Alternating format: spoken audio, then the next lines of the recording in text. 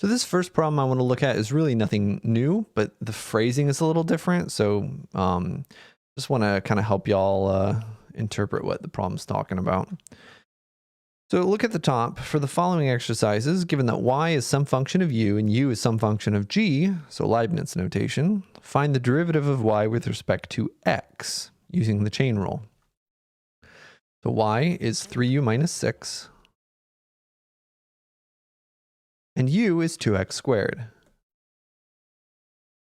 Well, then dy dx is dy du, du dx, just like we did in the first video. The derivative of y with respect to u is just 3. It's a line. What's the slope of a line? That m value. Derivative of u with respect to x, it's also a line. The power rule also works on these, by the way. So dy dx is just 6. That's all this problem wants. To kind of connect it with the red method from the videos, you can also look at y is 3 times u minus 6. Y is just, 3u minus 6, and u is 2x. So replace the u with the 2x.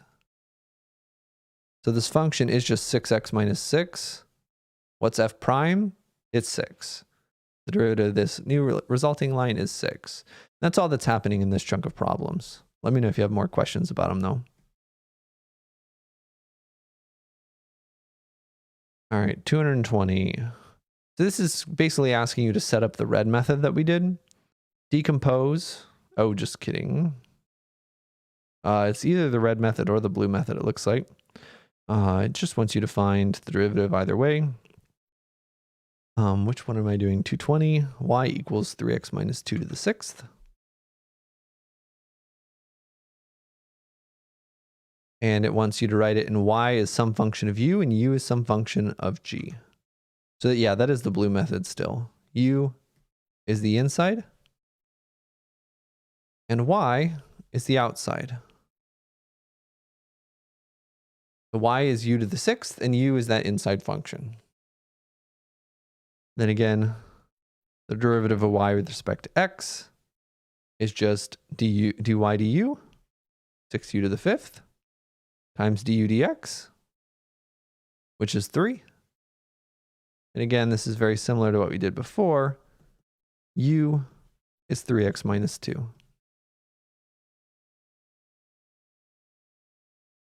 This is our derivative. And again, you can check your answer by using the red method. Red method says take the derivative of the outside function and leave the inside alone. And then multiply by the derivative of the inside function, which is 3. That should get you to the same answer.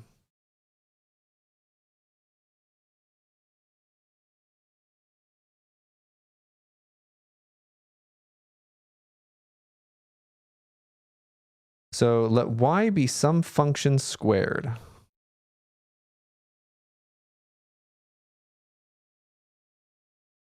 And suppose that f prime of 1 equals 4. And dy dx equals 10 for x equal to 1. Let's look at that last part. Dy dx equals 10 when x equals 1. Another way of writing that. Wait, what? Okay. Dy dx when x equals 1 is equal to 10. That's another way of phrasing this. I was confused, but then I remembered that f and y aren't the same thing. A lot of times we call f and y the same thing. But this is just saying the derivative of f is 4 here. The derivative of y is 10 here. But it's at the same location, right? These are both two ways of saying almost the same thing. Right? Like if you wanted to, you could translate this into saying the derivative of f with respect to x, I think. When x equals 1 is 4. Like they both mean the same thing. All right, what else does it want us to do? 238 says find f of 1. Find f of 1.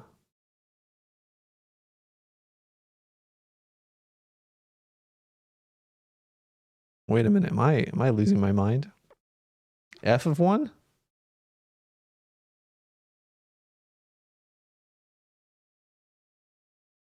All right, well, it's giving us information about the derivative. I have no idea where this problem is going. It's giving us information about the derivative. So if we want to use the information about the derivative, we need an equation for the derivative. I don't know how that's going to connect to f of 1. Oh, maybe I do actually. Oh, this is, so yeah, here's the logic, right? I didn't know why this connected, but I knew it gave us information. So the natural guess is, I don't know why these are related, but let's try to use this information. So the only way to use this information is to take the derivative. And we'll see, maybe it'll help us, maybe not. So if we take the derivative, it will help us.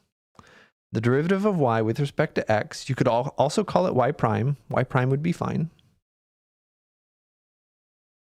Is equal to, we're going to have to use the chain rule.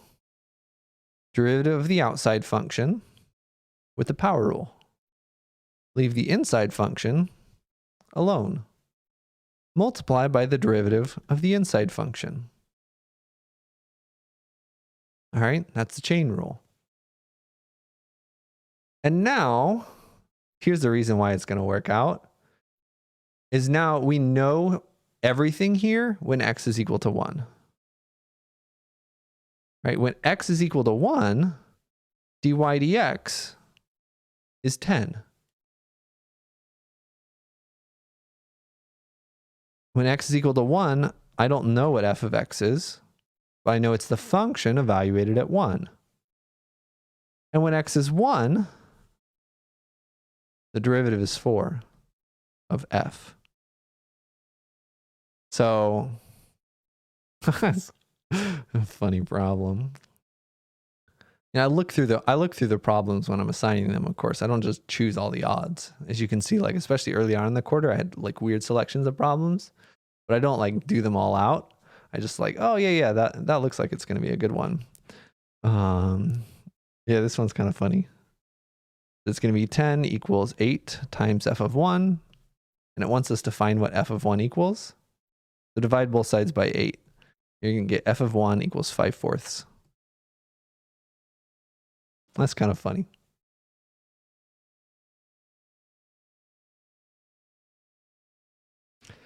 All right, 246.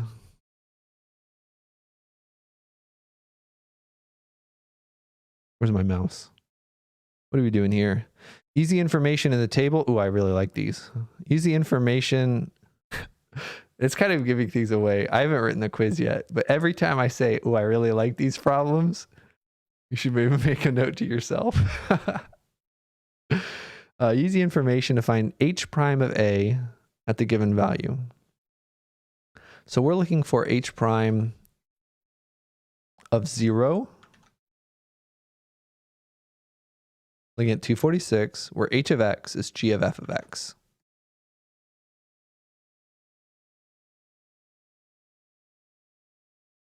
So we're looking for a derivative. So we're going to have to find what is the derivative.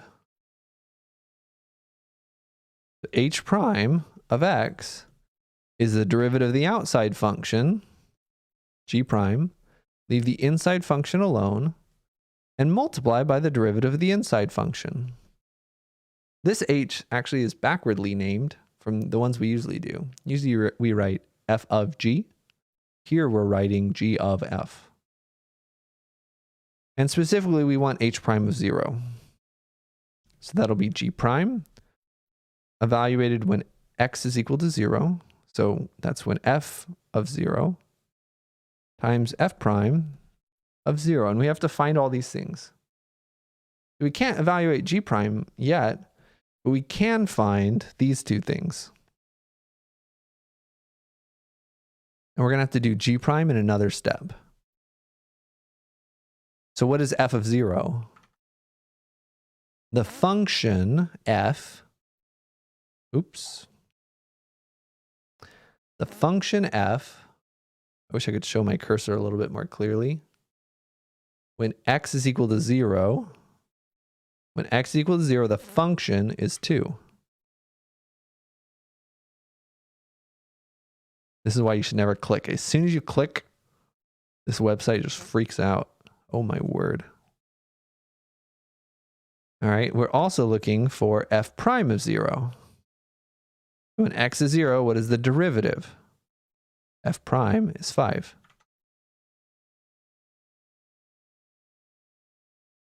Well, now we need to find what is g prime of 2.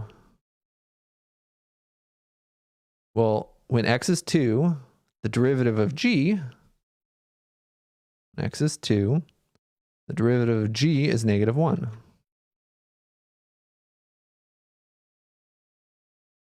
Our answer should be negative 5. That's how you approach these problems. Just another way of connecting the concepts. All right, I chose this problem last week. I don't remember what 250 is. Hopefully it's a really good one. Oh, it's the same kind. Wait, I didn't choose any of these ones? Did I not assign any? Oh, I certainly assigned some of these. Let's do one of these instead. 250 is basically the same thing. Well, it looks kind of nasty. 256 maybe. I'll do an even one. To help you. You're not assigned the evens, but the formula for the area of a circle is A equals pi r squared.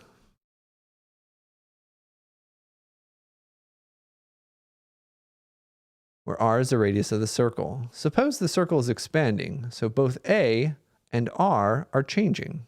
Oh, this is related rates. We talk about this more later. This is a good little introduction. Suppose that r is some function of time. And specifically r, actually I'm going to write it over here. So A is changing, but r is also changing. R is 2 minus 100 over t plus 7 squared.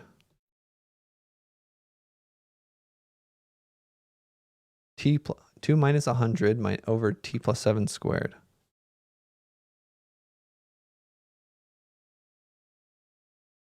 Where t is time in seconds.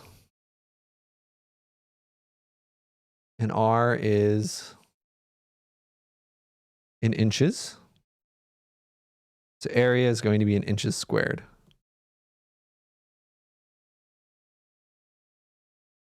Use the chain rule, dA dt equals dA dr times dr dt. I didn't have to look at this one because I know how the chain rule works. It's just different variables. And remember that we can intuitively kind of think of these canceling, even though they're not fractions and they don't behave like fractions really. Find the rate at which the area is expanding. This is the rate of change. What's dA dt? The derivative of the area function with respect to time. It's how the area function changes over time. This is how the area function changes with an increase in the radius. And this is how the radius changes with respect to time.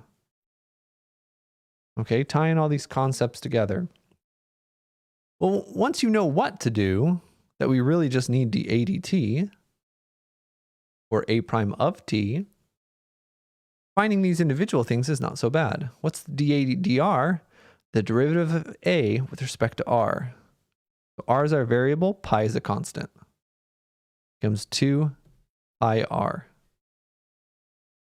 Because constant multiple rule, pi comes out in front. Derivative of r squared is 2r. Derivative of r with respect to t, let's not do that one in our heads. Let's go off to the side. R is 2 minus 100. I'm rewriting this function. We very frequently rewrite functions with polynomials in the denominator. Write them with negative exponents. It makes it much easier. So then the derivative of a constant is 0. And then we use a constant multiple rule to have this 100. And now we really just need to find what is the derivative with respect to t of t plus 7 to the negative second. It's going to be negative 100. We'll use the power rule. Derivative of the outside function. Bring down the power, subtract the power. Leave the inside function the same and multiply by the derivative of t plus 7. Derivative of t plus 7 is just 1 because t plus 7 is a line. Well, if we simplify that all out, we're going to get positive 200 over t plus 7 cubed.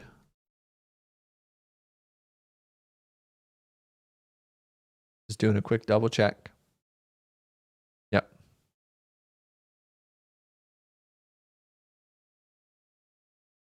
So this isn't, we're not done yet though. Remember the problems that we did with Leibniz notation. The last step was always putting everything in terms of the variable that we want. We want to know how is the area changing over time. So our answer shouldn't have the radius in it. The radius is this. So we substitute. It's going to get a little messy. This is 2 pi times the radius, just 2 minus 100 over t plus 7 squared times this other thing that we had from before. 200 over t plus 7 cubed. And now we just clean things up a bit. Let's do that on the next page so we have a little bit more room. This is dA dt, the rate of change of the area over time. First, I'm going to combine this and this. It's going to be 400 pi over t plus 7 cubed. And then in the next step, we can distribute it to the next thing. I would also take this as an answer. I'm not convinced which one is better. You could also factor a little bit more. There's really a couple of ways of writing this. Actually, there's a lot of ways of writing this. Distributing it is one way.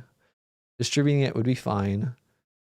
Putting this all in one fraction is probably what the book would do. But it's not really a big deal. I'll take it. I'll even take it like this. Let's distribute. If we distribute, first one just becomes 800 pi over t plus 7 cubed. Next one becomes 400 times 100, adds 2 more zeros, pi over t plus 7 to the 5th. And then, yeah, if we wanted to combine into a common fraction, this first one would need a t plus 7 squared.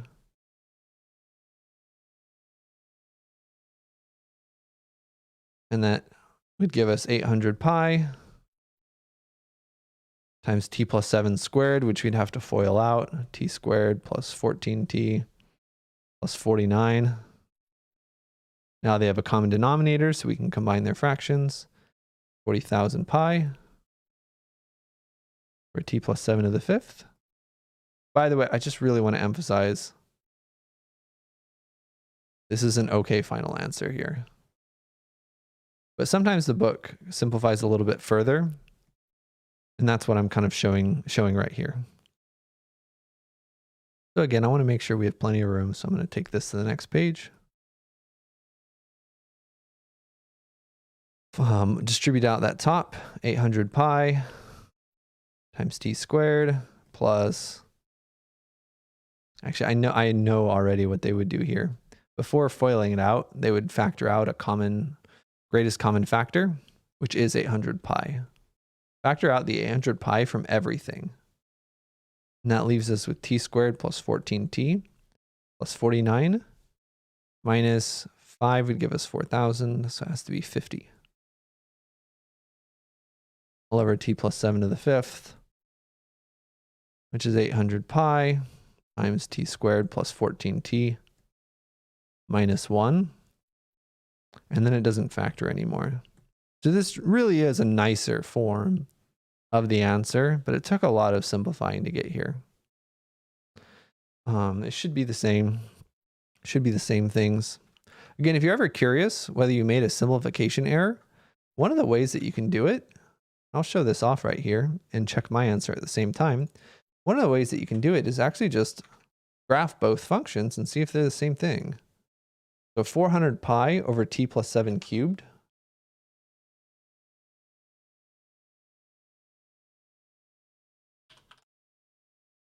times, oh, it's going to want us to use x's here, times 2 minus 100 over t plus 7 squared.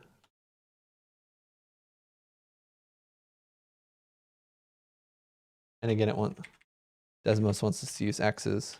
Yeah, one of the ways that we can do this is just graph both of these. Again, we're gonna have to change our scale. Let's just go from like -10 to 10. And then the y values are probably pretty big.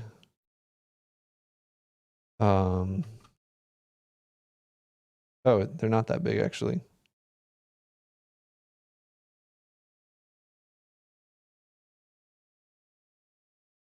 All right, this is the rate of change of the area with respect to time. And then we can graph our simplified version and see if it's the same thing. 800 pi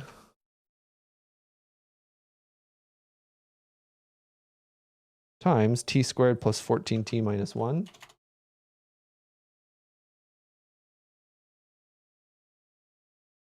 All divided by t plus 7 to the 5th.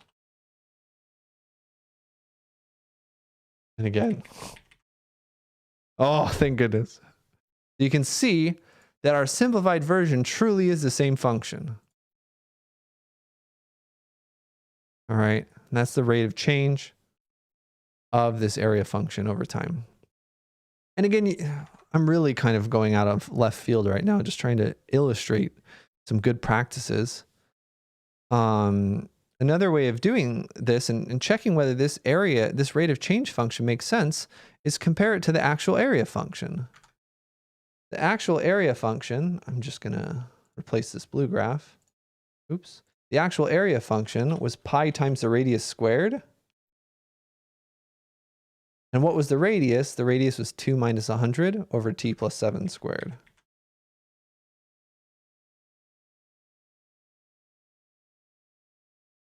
So the blue graph is the area function, and the white graph is the derivative. So I wanted to go the opposite direction. Let's zoom in. Let's look up until like, I don't know, 3 or something. So notice the relationship between white and blue. Blue is our original function. White is the derivative. So the original function has a minimum right here, has a horizontal tangent line right here, and the white graph has a 0 there. That looks good. Now the blue graph is increasing, so the white is positive. Increasing means positive slope, and it does indeed have a positive slope. Then notice what's happening, what should be happening. The slope is getting smaller here, right? The white graph shows the slope function. The slope should be getting smaller. Is the blue graph? Oh, the blue graph is having a smaller slope, right? It's much steeper over here than it is over here. And it looks like the derivative is kind of going off to 0. Is the slope of the blue graph becoming flat? Yes, it is. All right. So another way to kind of graph your answers and just get some sort of connection and some intuitive, it doesn't prove that your answer is correct, but some intuitive ways of checking your work, okay, and tying a bunch of concepts together, which can be very, very beneficial. So that was a bunch of extra information just to do part A of this problem, but I think it's useful. I don't even know how many people watch these videos. I think I can check. That's the rate at which the area is expanding. Find the rate at which the area is expanding after 4 seconds. Again, we're gonna use this. So after 4 seconds,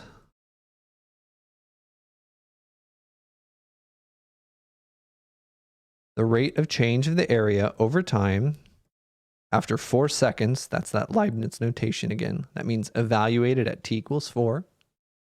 It's just what happens when you plug in 4 here.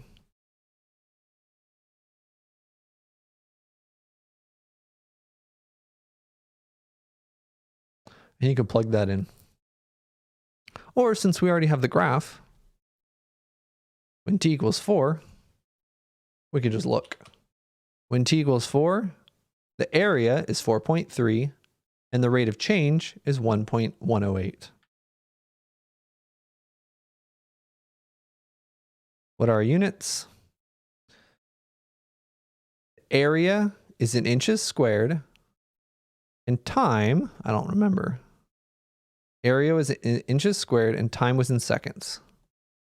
So it's going to be the rate of change of area over time, so inches squared per second.